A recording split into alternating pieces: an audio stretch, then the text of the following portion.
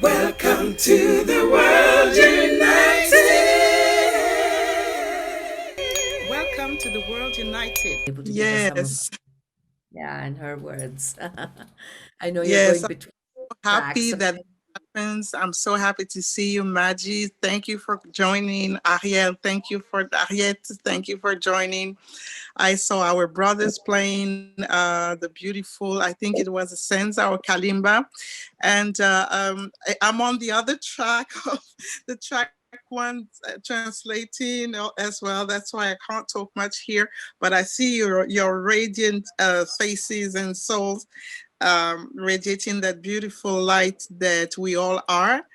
And thank you again. If you can join on track one afterwards for the, like the all the speakers and the validation and ceremony, it will be wonderful. I love you very much. And thank you for what you share and for your contribution to this platform, and most of all to this platform and, the multi dimensions where we I wish evolve. to say one quick thanks, and I wanted to thank you directly, even here, Mama Taji, because I've been so busy when she sent me this message. I didn't know anything what it's about or anything, but I just went on the heart space and the trust, and I have shared such memories and dry space, and our panic journey with Mataji. So there was, and that is what together for me means about that. Our real currency is trust. When we have trust, we are so rich. And thank you for creating the space, and Yes, I love you absolutely. all. And I love my sister Ariette, and I'm glad she could join. So it's just the beginning of the middle of the what follows. Well, I'll be So on the plane, so I don't know if in Senegal I'll have enough network, but I will try and follow. But I'm sure I can see it later on the video on the, yeah, on the have website, many right? things Yeah, to do together. absolutely. It's a Thank you, joy. my heart. Thank you. I'm still here. I'm around. It's just that I have to be, doing the work eventually Okay, on the I other just have a side. question. So we have to unlog on this and log on the other now, or is that what That's happened? maybe not now. I don't know, Sapna. You might advise on that, but because I don't know how many speakers could join here, but And do I I put will also definitely advise on that. Yeah. the one I didn't know that what was the one I didn't know was share the 3 questions, because it actually talks about the divinity and water and women. I don't, and it's quite engaged, but it's still spiritual and manifested at the same time. I don't know if you want to share that too now, or I I can. depends on your timing. I mean, it's all fine with me. Yeah, I had already shared it earlier because I Okay, wasn't that's sure if fine. you were going to be Yeah, able to be perfect, completely. perfect. And actually, now I want to just jump into a little bit of a panel discussion with all of our speakers Okay, great. from Yeah. today. So, thank you, Thank Ma. you. Please Thank you. find yourself in these liminal spaces in between, but everywhere also at the same time. So once again, thank you all so much for taking the time to be here with us today. My name is Sapna Chandaria, and I'm an intuitive energy healer based in Nairobi, Kenya. And I'm honored to be here with Dr. Yugandhar and all of you for this World Parliament on spirituality. And I just want to take a few minutes to bring all of these amazing people that you are together, all of you who've given your time to present today. Can you all hear me? Yes? Okay. Um, what a pleasure. So we've heard so many beautiful experiences and pieces of wisdom from all of you. I see throughout today's session that music and sound has been a very common thread through everything that we have spoken about. And I feel that, again, it is one of these very intrinsic, innate parts of who we are that connect us from all over the world. Here we are for the first time in Africa with so many beautiful colors and this rainbow continent of ours, from Ethiopia, Zimbabwe, Kenya, South Africa, Botswana, all over this incredible continent. And as we continue to weave these stories about who we are through sound and through movement and dance and meditation and connecting into the divine, I feel like for us as people already on this path, people who are already connecting into what the divine is showing us, whether it is, as Ariette says, through suffering and pain and through our own journey of awakening, or just simply understanding that we are we are divine beings in a human experience. I feel like one of the deeper questions that I would like to ask each one of you here today is how do we bring this information and this knowledge to those who are not awake yet? Because it is not that they're not awake, it is not that they're not divine, it's that they may be, stuck in their own suffering, stuck in their own limiting beliefs, whatever we want to call it. But how do we, as people already on this path, bring this information to others in a way that will also bring them to their own divinity, bring them to the understanding that, whatever it is that they may see outside of them is not fully what is their core and who they are at a heart level. So, Salim, maybe you want to jump in here and start first with that. Yeah. So welcome everyone. For those I haven't had a chance to meet, I was tuned in, just handling, taking care of the house and the kitties. So I had my video up. Thank you, Sapna. Great question. My thoughts on this are that, we're sort of all in progress. I don't really love the idea of kind of being woke or arriving somewhere. I feel like, that it's a constant, that evolution, growth, spiritual growth is an ongoing kind of journey. But I think places to start, of course, are for me within myself, and just finding more alignment, finding more centeredness, more groundedness. Again, I'll speak from personal experience. To me, community work is really crucial. So working in intimate spaces, close spaces, and generating, different kinds of conversations, doing, like you said, music has been a common theme for today.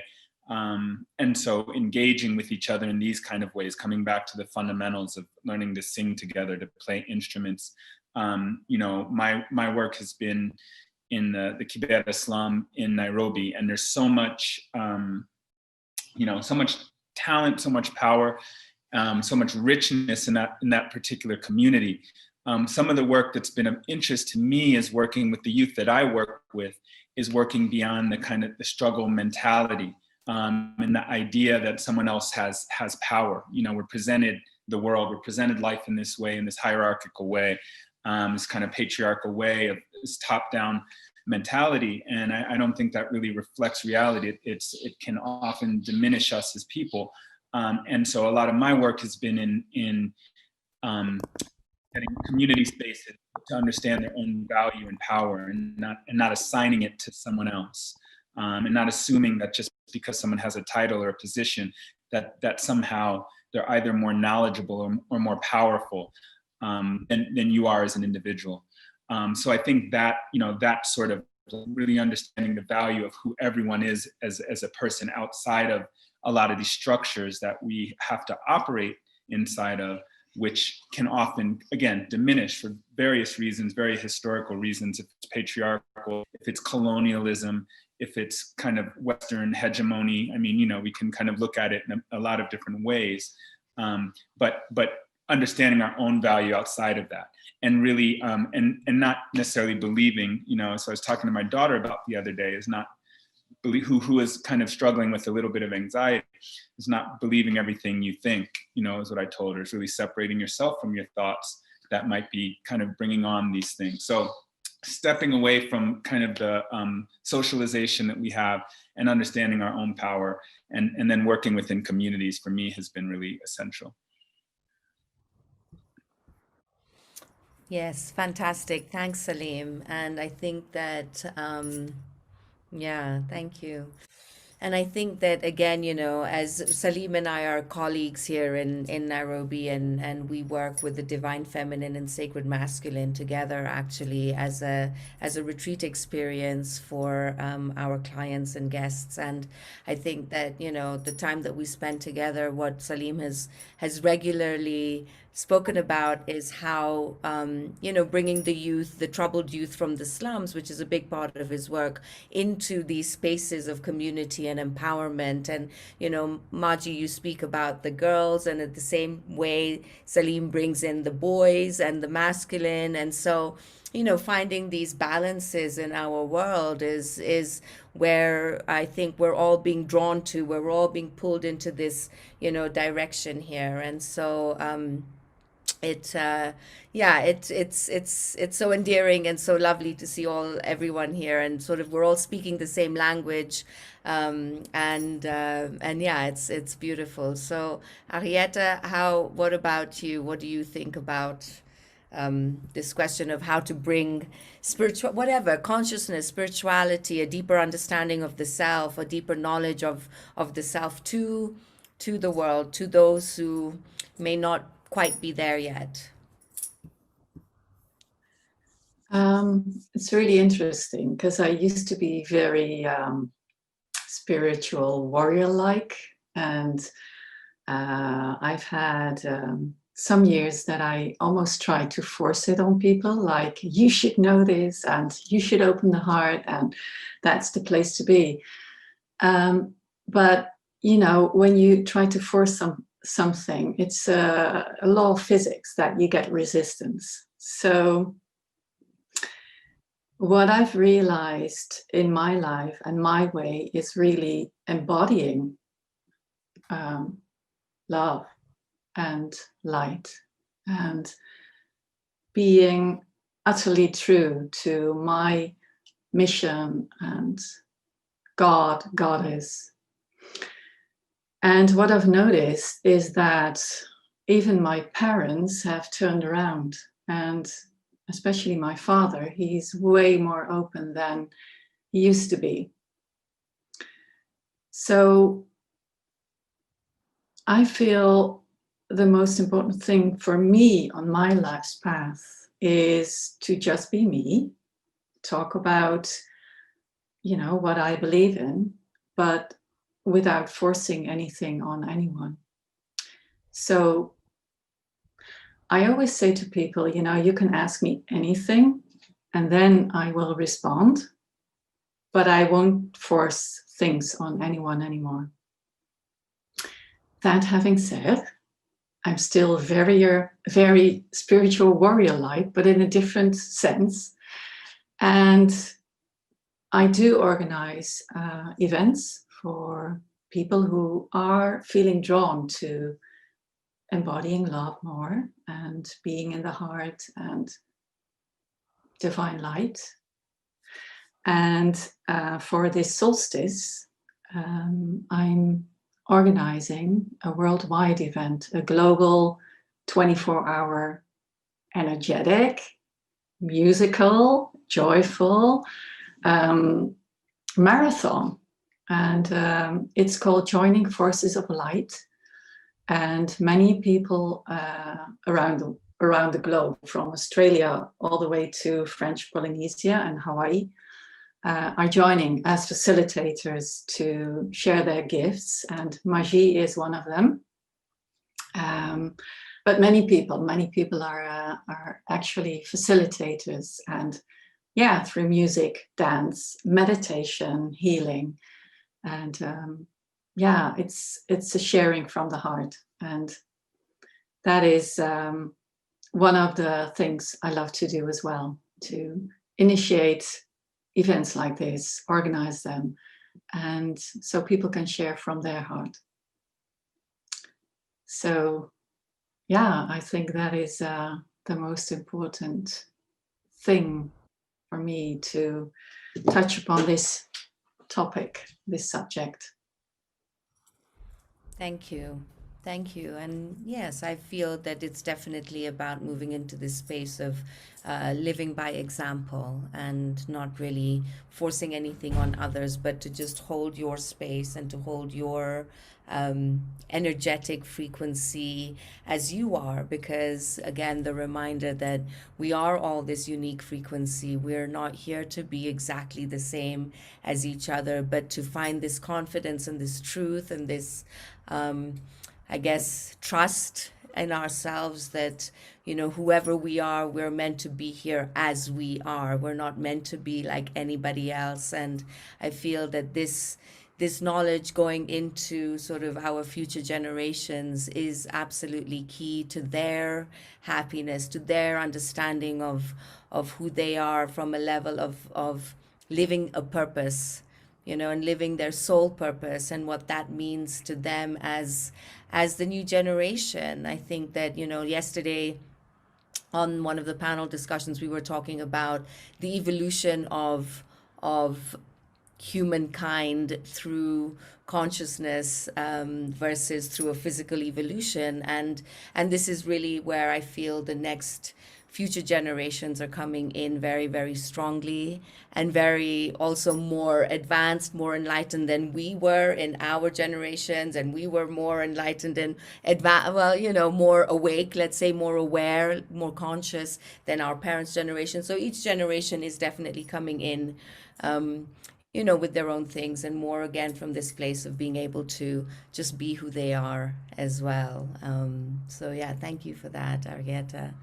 And Maji, what is your take on this as you work with and you know, work to empower young girls and women, and maybe bringing in that sort of perspective would be beautiful.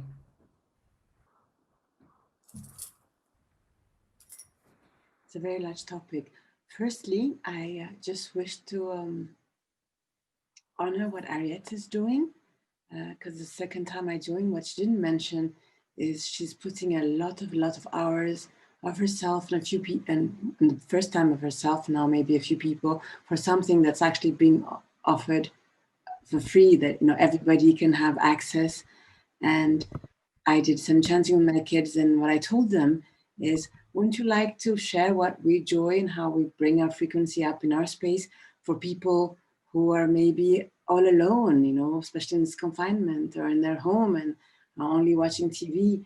And that for me is such a great thing. And I feel that's what we do when we gather. For example, when we're in the space, we're gathering on frequencies that lift us, especially in this nowadays when the TVs and everything, I don't watch it, but that just sending such frequencies that would pull us down. At the end of the day, everything is there to bring us growth. Yet I completely resonate with everything that's said. I feel the first step is definitely to embody it and then radiate it, even in silence. You know, some people like Thich Nhat Hanh, I had the honor to spend time with. He didn't need to say a word. I just stand next to him and wow, I feel better. When he does this walking meditation, and my biggest inner heart moment is sometimes I close my eyes and I go back there. So just walking next to him. And from him, I learned to really look at plants, and I feel their love back. And they even talk to me, and I'm going to quote something else by him. He says, to really listen is to love. And that for me is probably the best way we can radiate and share. And children are great for that. I mean, they're my masters, they work me, and I have to learn to listen deeper and deeper. And the deeper we can listen, the deeper we can see the gifts in everything, even the hardest of the times. And therefore, perhaps by speaking and sharing is great, and sometimes silence is also a great gift. That's what I'm learning. Yet, on the other hand, balance. The reason why I'm focusing on girls, well, firstly, just came from the heart. I didn't choose it really, to be honest. But if I was to look at my brain, it's not because I'm a woman and they're girls. It's because the reality of the world is um, if you look at the percentage of girls in the world who get to go to school and boys in the world who get to go to school, it's just flabbergasting. I mean, hundreds of millions of girls who, from the small percentage of girls who can go to school, hundreds of millions of girls are excluded 1 week a month on their periods, and therefore, finishing their high school is not possible. So that's a level, what I would call common sense, which does not even necessarily need believe in do it for the fear or the love of God. And that's why I love to share the Rabia sentence, because it shouldn't be about something outside. It's just to remember, and that's probably the reason why I don't have my fan here, because I packed it in my bag. I have this fan that I love to share, where with Thich Nhat Hanh's calligraphy, it's called interbeingness, interbeing, and to remember of our interbeing.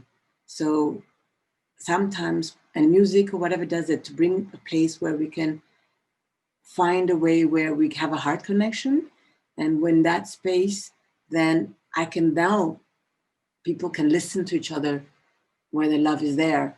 And if that's not there, then it's war. And I feel that's what we're here to do. And when we get into that place, I can even talk to people about menstruation. I mean, like I did in front of 3,000 people. It's not a topic, to be quite honest, people want to hear, even in the West. But then if you find a way to go inwards and listen deeply, to be able to share it in a way where people can hear it without feeling blame, beyond the blame game, then I feel that's what now the Mother Earth is asking for. And even, for example, look at, I mean, what we do is 30%, the rest is divine.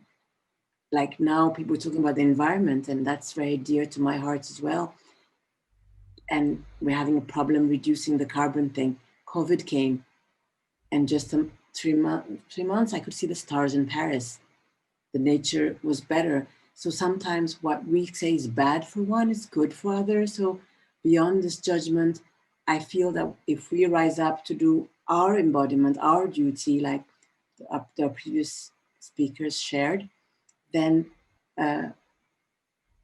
what is that wonderful word from the alchemist? When we're on the right path, the universe conspires to help us. And I feel that's what happens, even though sometimes it will shake us, like we sometimes would, it's called my kid. I think the Divine Mother does that with us as well, to awaken us.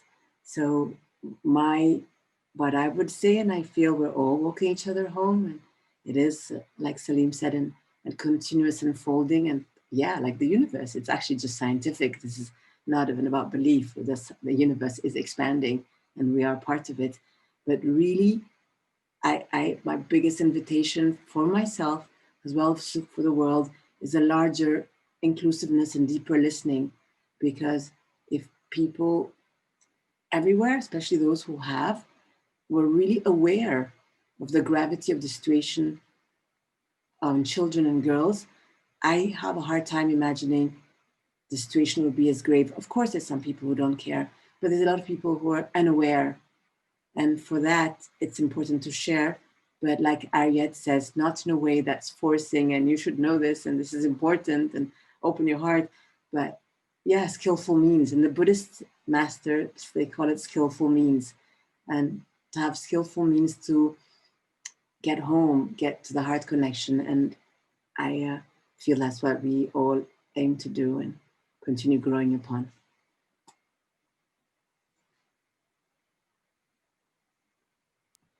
Wonderful. Thank you. Thank you once again to all who are here today. I invite you to join track one, where we are also moving into the closing ceremony for this incredible event for the last 5 days. I believe that you will have to log out first, but the Zoom meeting link has been shared on the chat. If you can all see it, or if you can't, I can maybe try and WhatsApp it to you.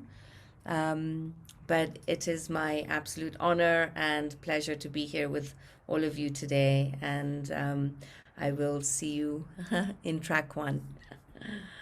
Namaste. Thank you. And it was lovely to hear you and meet you, Sapna. Your heart radiates. Thank you, and all of you. Thank you. Oh, thank you. And thank you. Thank you. Speak to you soon.